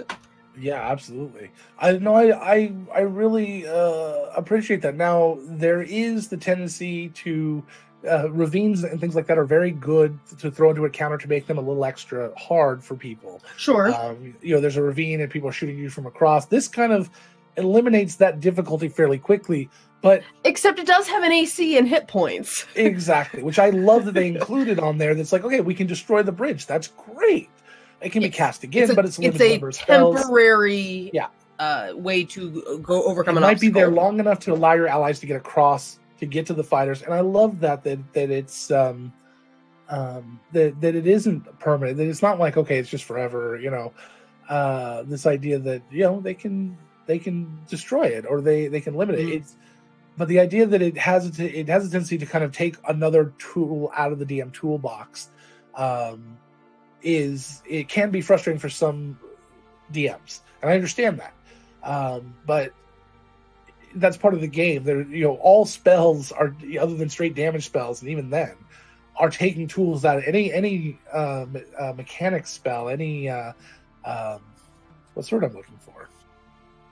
Assistant spell. It's not functional utility spell. Any utility spell is designed to usually take something out of the DM toolbox that they can use, and that's okay. It's okay to allow the players to succeed. Let them have their amazing moments with this. You'll get them next time. I promise. Well, let me tell you. At some point, let me talk to you about Dream as a spell. You want to talk about not broken spells, but like badass spells. Dream is awesome. I don't know. I'll take a look. All right, well, let's go next time. It's in the PHB. It's in the PHB. It's for Circle of the Land. Has it? It's a 5th level. It's a really cool way to communicate with people. Any other? This one, no. I just 2 thumbs up on this one. I think it's really neat. I think it's a good one, and I want to look low level, but you can cast it at higher levels to make it more resilient or more effective. I like that a lot. I'm a big fan. Very cool. Awesome. All right, well, let's move on. Oh God! All right. So, how you doing? Okay. How's it going? This is a discussion that can be divisive. I know very specifically that there are DMs out there that have a very strong stance on this, to the point of it becoming maybe almost a trigger issue. So I want to kind of put that out there. We're going to be talking about using persuasion in this, and using persuasion to get your way sexually, to kind of become a part of that. So we're not persuasion is seduction. Persuasion is seduction. We're not going to attack it directly. We understand there's varied opinions. We want to be respectful of those different opinions. I don't think we share them necessarily, but those opinions are out there, and we want you to understand that we, at some point, we might explore all of that, but right now we're not going to. Don't take what we're saying as kind of gospel. Don't take what we're saying as like, well, this is absolutely the way it has to be. You do what you're comfortable in your game, and if I knew that somebody was uncomfortable with this in my games, I would avoid it. Also, I avoid it anyway. I don't let people do what is happening in this the way it's happening. What we're going to talk about, and let's go ahead and just get it out there. I just want people to understand that this could be a little bit divisive. So what we let's see here. So I was on one of the DM only pages on Facebook, and this question came up. The person asked, how do I deal with a 19 Christmas skill monkey bard that tries to have sex literally with every female NPC of any race that he comes across? He'll say a lazy one-liner, or even, we should screw, right? I'm changing some of the language. Not that I want to, but quoting it seems weird. Or not that I need to, because we're definitely not family friendly. But my curses are my own, Logan. I'm not going to say someone else's curses. Yeah.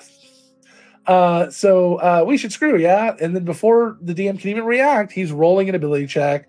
Okay, so with my bonuses and expertise and persuade proficiency, that's a 27. That should be good enough.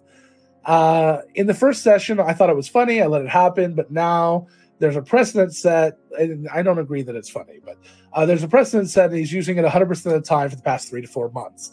I've taken to flipping gender to male on story-important NPCs, since if he succeeds, the social challenge is sidestep. And if he fails, he's blown it for the group before anyone else has a chance to interact.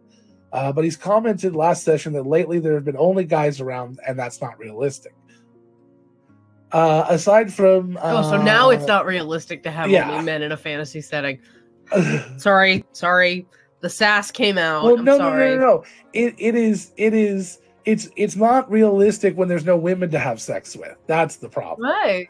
Because all women want to have sex with them. We're not here to criticize the player. We're here to address the DM's question. Aside from turning Forgotten Realms into an all-male setting, except for the wenches and stablemaids, so he can have his creepy, weird wish fulfillment. At least the DM gets it. How can I politely get him to stop? I've let it go on for so long that I feel weird about giving him an out-of-game dress down. Okay, so here's the first thing. The first mistake, obviously, you addressed. You let it go on for too long. In my opinion, persuasion is... it's charisma based. It's how much does this person like you?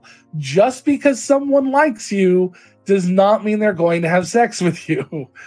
I just don't know how to get that across to some people. But just because someone likes you doesn't mean they're going to screw you. Persuasion is not going to work 100% of the time. You don't get to just walk up to anyone, and no matter how good you are at talking in charisma, you can't just get them into bed. Period. End of story. That's just the way it is. One way to do it would be to flip it and have maybe have a male charismatic bard come up to him and use persuasion to convince him to go to bed. Maybe that would solve him from wanting to use it. But feeding into his homophobia, which he may have or may not be the best possible solution. But initially, I don't think you should ever allow someone to persuade someone else to do something. You got to think about the real world. Sure, 1 out of 10 people might go to bed with this guy, but those other 9 out of 10 are going to either awkwardly play it off or goofily play it off, or just walk away and be like, no, I'm really not going to bed with you. That stems from me wanting my games to feel very realistic, even though we're in a fantasy setting, when it comes to personality and an NPC agency. The initial reaction that I had when thinking about this concept, honestly, is just talk to him. He's not under any obligation to say, well, now there's a precedent. You're the DM. Tell your player, like, listen, this is getting a little old. Honestly, it's getting a little boring, and I don't really want to run this scenario every time you come into contact with a female character. So maybe mix it up, do something different. Just don't hit on everything. Just tell him not to. Just be like, dude, there's got to be something else you get to get enjoyment out of in the game. Yeah, I promise there'll be plenty of women for you to have sex with if that's what you really want after the campaign and in downtime. I agree with you. It gets a little bit old. It gets ridiculous. As other strange ways to handle this, if you really didn't want to do an out-of-game dress down, you could introduce magic-resistant STDs to the game. These are horrible answers. These are really bad answers. The right answer is to communicate with him out of game and tell him exactly what Angela said. I'm giving you horrible, bad answers. I want to be very clear about that. And things that were brought up in chat that I agree with. Depending on I would really hope that your table was open enough to have these sort of conversations, but based on this particular player's behavior, I'm not sure. But introducing, that wild concept that women exist that are asexual, women exist that are lesbian, that are completely uninterested in any. Like, you could roll a fucking 45 and they'd be like, wow, he'd probably be really great to have sex with. I'm completely uninterested. I don't like that. Yes. Oh yeah, no thank you. Yeah, let him roll as high as he wants, and it's like, no, there's a barrier to entry here. No pun intended. Or oh man, my brain is breaking. I apologize, but is it Pan that is into personality? Pan is just gender doesn't factor in. Okay. There's one. I thought there was one specific that was personality based, and he does not sound like he has a great personality. No, just because you're charismatic does not mean you have a good personality. There are lots of people out there that are good speakers. There's and things, demisexual. But their personality is horrible. Demisexual, not developing sexual attraction to somebody until you have an emotional connection with them. Yeah. Sapiosexual, and there's asexual, and there's just so many variations out there. Bring them into your game. Stop making them taboo. Let them exist, because that type of character has had their day. They have existed for 30 years of D&D. It's time to let them go. It's time to introduce a different kind of relationship and let real world come in a little bit.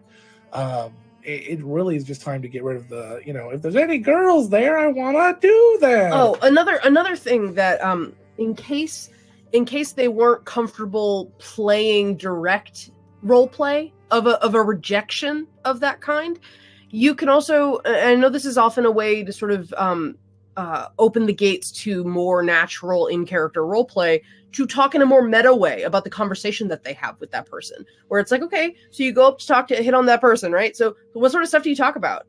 Like lead them, make them have to like suss out what they do in order to hit on that person. One sentence is not enough to be allowed to make a charisma check. The other issue I have here is, why are they rolling dice before you tell them to?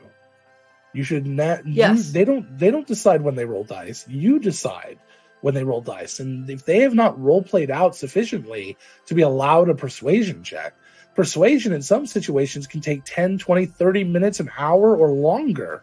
Persuasion is not just a, hey, look at my hot body, let's fuck. No, you don't get to do that. That's not how it works. Jay brought up an interesting idea that for perhaps having them roll to see if it's even possible to achieve a success in a situation, and then based on that have them roll a percentile to see if they did. The idea of, you can say there are hard lines, there are going to be people in my world, run it like a fucking, like some of the RPGs that exist where it's like, no, certain NPCs have preferences. You will not be able to romance this person because that is not in their, romantic wheelhouse. That is not a thing they're interested in. You can just have straight lines of, so to speak, of people that just are not interested in that person. And then within the gradient of people that would possibly be interested in that person, put barriers to it. There are reasons people don't hook up. Yeah. But that is if you're not comfortable in person. I think the most important thing here is to feel like you're confident enough to talk at the table in a meta way, or away from the table between sessions, to let them know that, this is getting a little awkward. I'm feeling uncomfortable with the fact that you're constantly expecting like sexual favors from my NPCs, and I don't necessarily, I'm not having fun doing that. Yeah. So can we do something else? Or can we give your character something else to focus on for a while?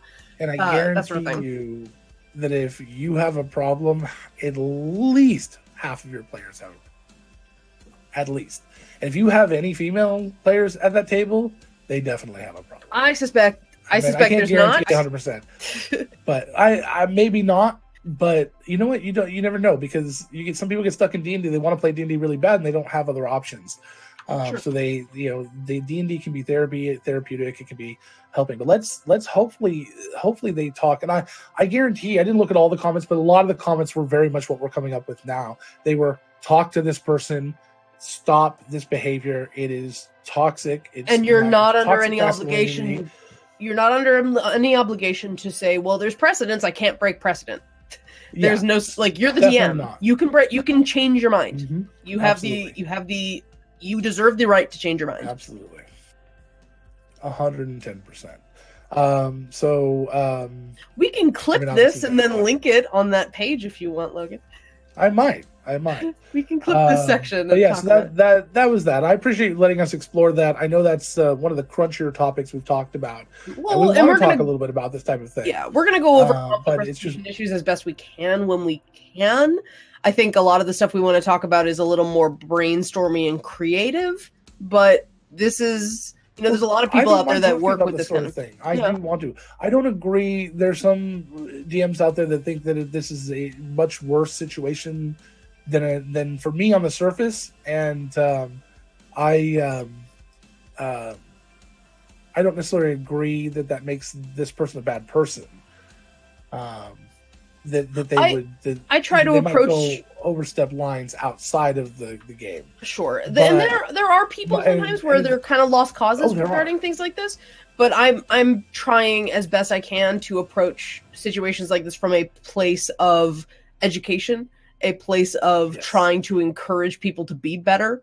And sometimes, even if you can't intrinsically make someone change their mind because you're telling them this is wrong or this is weird that you're doing this, sometimes just acknowledging trying to access them from an empathetic standpoint. Like, I am uncomfortable with this. Like, I'd really appreciate it if you'd chill out on this, because I'm statements. Yeah, absolutely.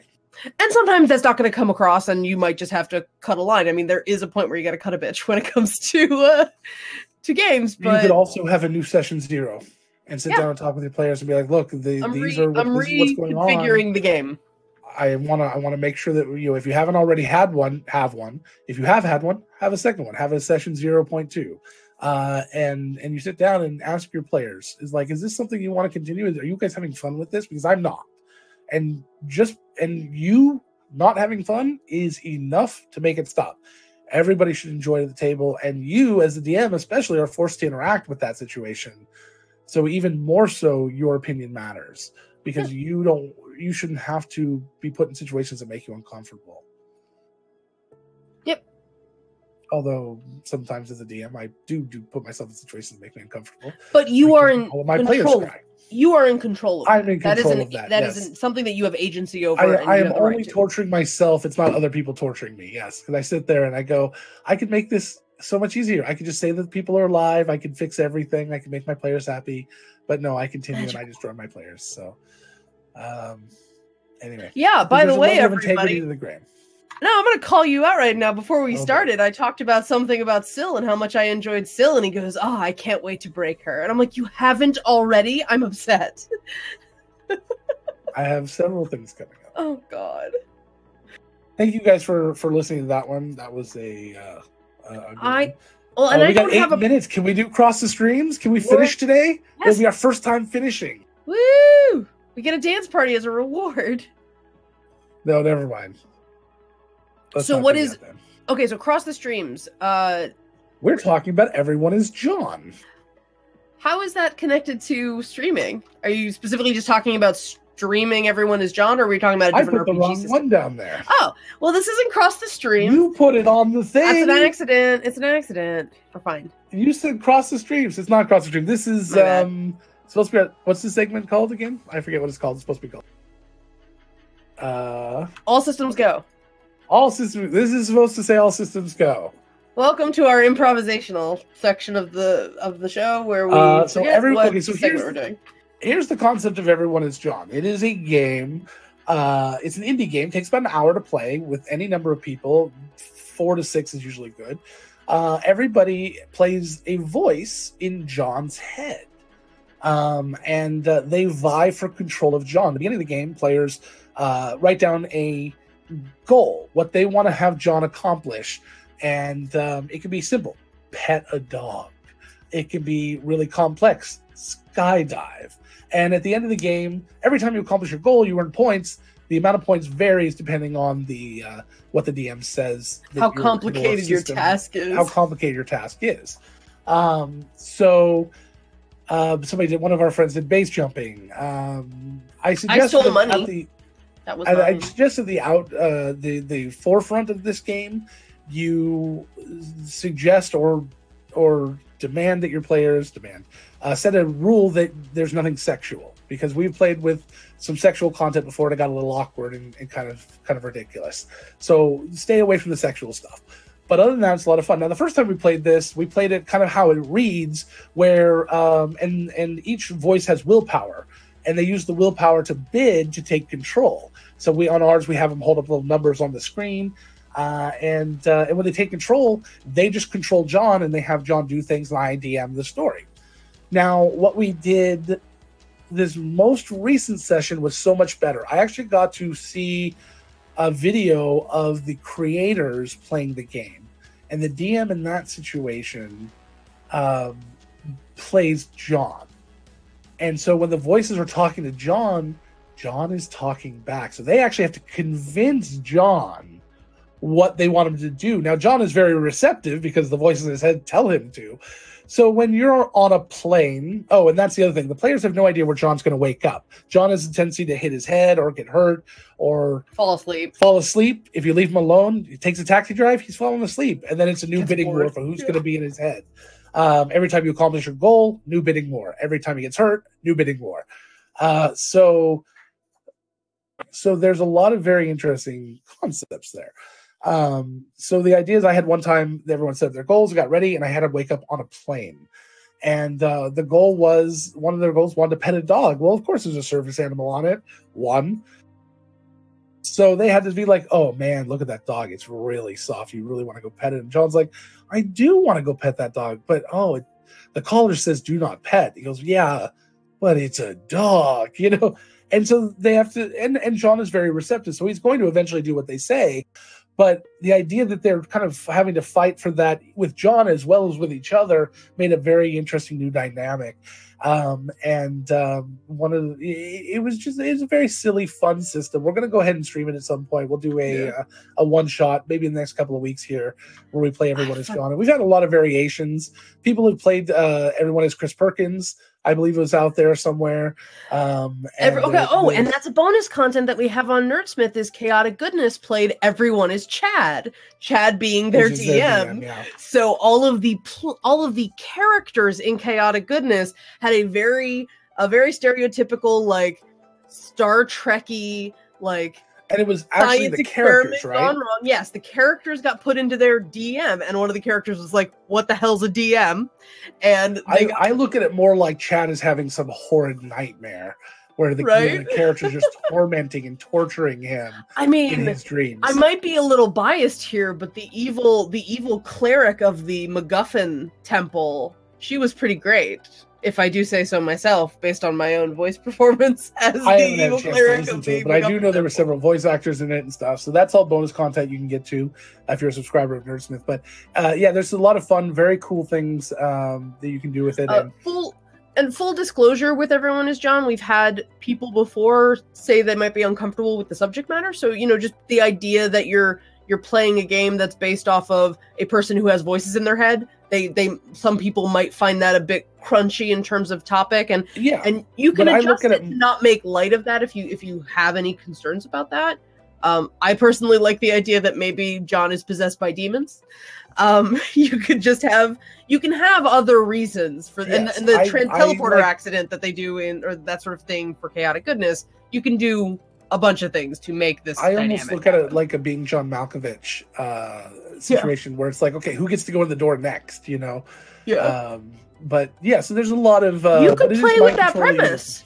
You could play with that premise. You could say you're all in front of a door. You each get to take a turn in the door, and everyone else is like rattling the doorknob to get the door open, and whoever wins the bid next gets to shove you out of the closet and go inside. You can definitely frame the game in a way. If you have anyone with concerns, you can definitely frame the game in a slightly different way. And you can make it not a person. You can make it all sorts of things. You can do anything you want. But it's a fun little indie game. You should check it out. We can link it here. And we'll have it down the doobly-doo, along with all the books and all the games and all the things that we've recommended. There's going to be a lot of links on this YouTube thing when we're all done. But we'll get there. Anyway, that is it. We got 2 minutes left, so we can wrap up here with our dance party. I'll go ahead and get the music. I'm so proud of us. We got through all of our things.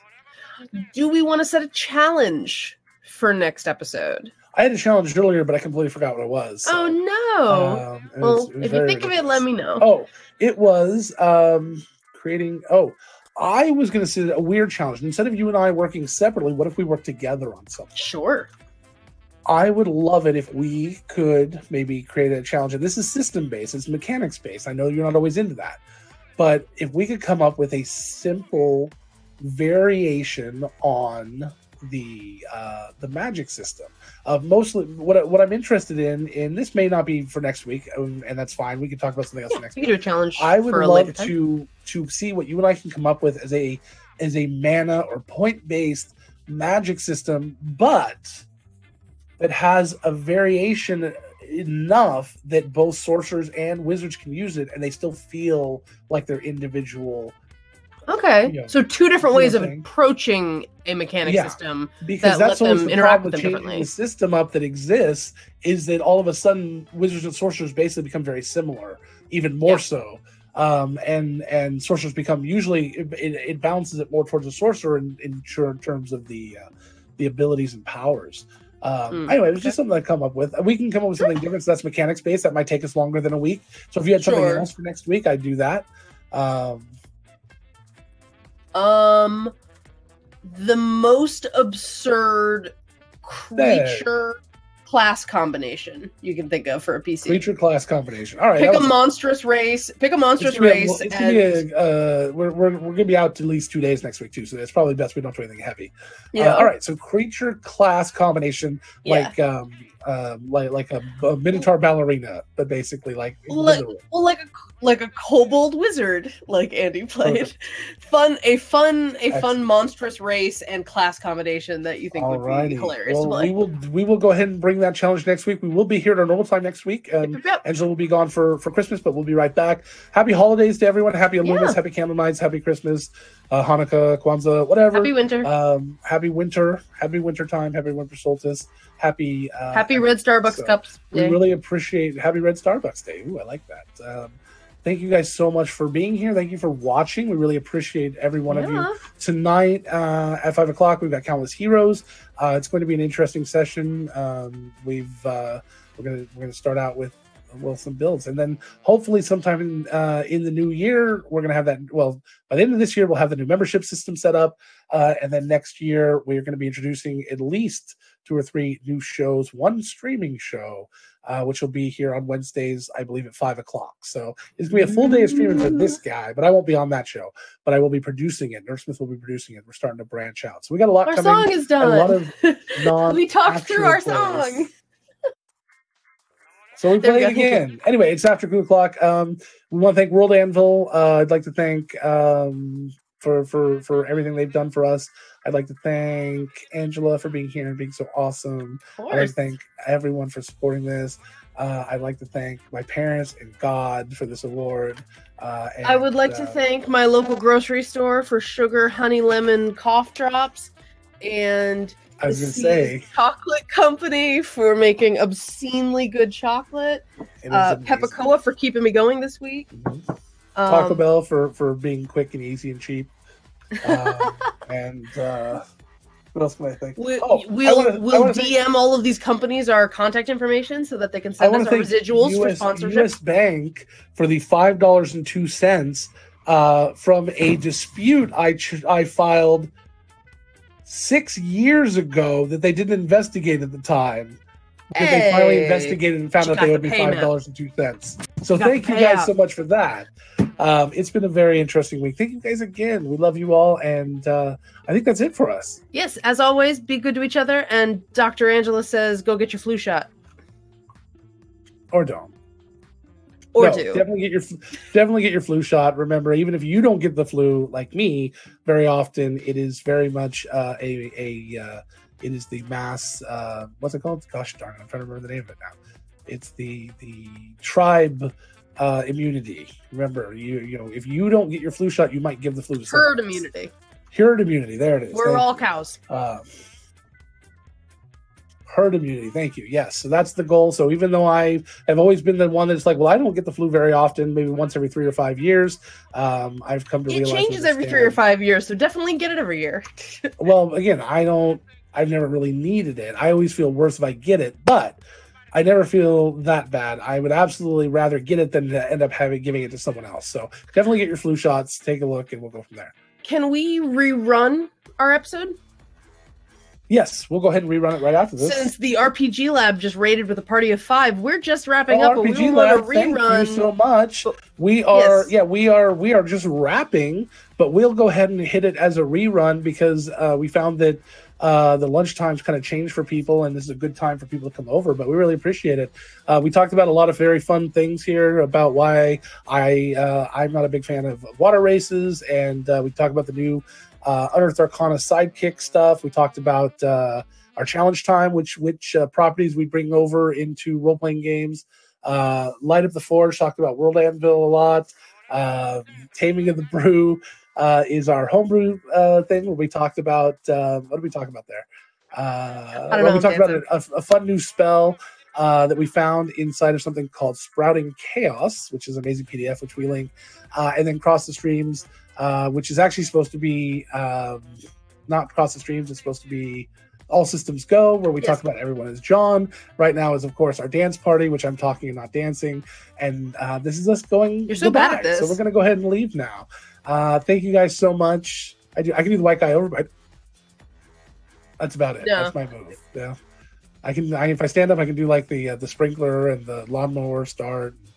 My very white friends taught me those too. So anyway, thank you guys so much again for coming here. Really appreciate it. We're gonna go ahead and start that rerun right now. But we really appreciate you being here. Love you guys all. Bye. Bye.